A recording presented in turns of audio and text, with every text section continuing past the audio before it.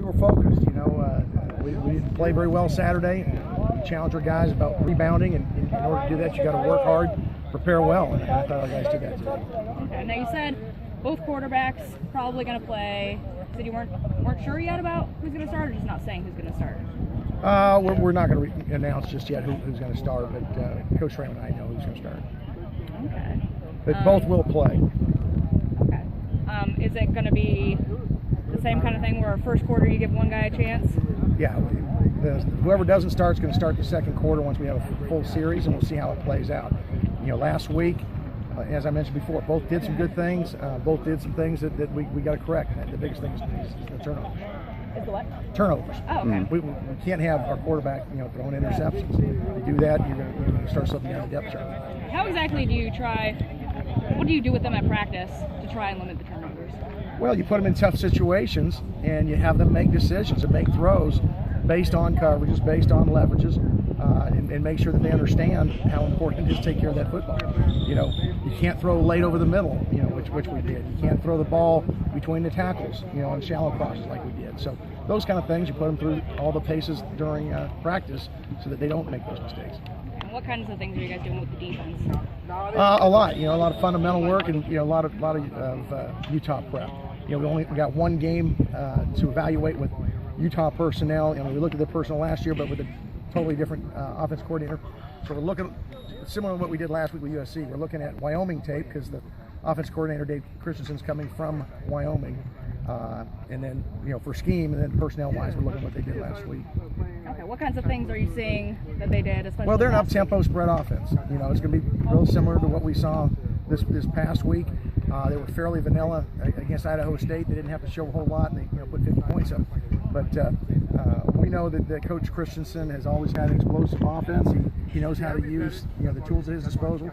He varies a little bit depending on where those skill sets are. Last year at Wyoming they did a little bit more two-back stuff than what he'd normally done, but they had two really good running backs. Last week we saw all one-back. So we got to prepare for everything and then let it play out. How much does that put you guys at a disadvantage when, the quarterback only played for like a quarter, so you don't get to see a whole lot of really what they're capable of? Well, I don't know if it puts you at a disadvantage, but yeah, you'd like to know in that system and have a little bit more of a database to draw on for tendencies. But, defensive football is reacting to what you see. And each week people have new wrinkles, and we'll just have to be ready, in the macro sense for everything they do, and then we'll make adjustments on Saturday. What do you see what they do really well on defense? Well, on defense, they're an extremely physical group. They're going to play man coverage a bunch. They're physical on receivers. They got two edge guys that really pressure the quarterback. They do a nice job there. And they got two thick inside linebackers that are downhill players. So it's a very typical, Utah team, very physical on defense. Okay. So Derek Carr, when you heard the news yesterday that he was going to be starting, what did you think? I was really excited for him. I texted him and told him how proud I was of him and how proud the entire Valley is for him, our team and our staff. And he's excited, and I know he's going to continue to represent us, extremely well. Did he write back? Did he get you? Well, he texted back. Okay, yeah, good. So it's usually easier to get a hold of him and me by text. So yeah, he hit me first thing this morning with a text. I texted him last night around midnight, so he hit me this morning. Just the typical thanks, Coach. Oh yeah. But you can't. I mean, us in Fresno, I don't think a lot of people were really surprised that he earned the starting nod. Were you at all surprised? Not really. I knew he had the tools to be able to go in and play right away. Now, having said that, it's a totally different level, and so he's going to have a lot of learnings. I'm sure there'll be some bumps in the road, but I also know that he's going to learn from those and continue to persevere. And I've got a lot of faith in him.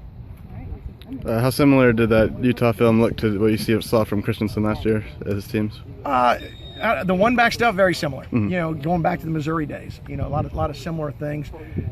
Clearly, you can tell he's running the offense, and they've got a mobile quarterback, a couple of them actually, which is what he likes, prefers. He had Chase Daniel back in the day. They're going to spread people out. They're going to be a lot of what we call 11 personnel, 3 wides, 1 tight end, 1 back.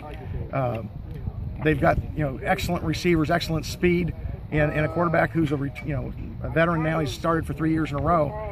It's a nice combination, and so we're gonna have to do things to try to slow them down by mixing up coverages and hopefully put some better pressure on the quarterback than we did last week. And how have the two quarterbacks and some of the freshmen too come out this week now that they have a game under their belt? Any difference you see them in practice this week? I haven't noticed any difference. They've all practiced pretty hard, pretty well.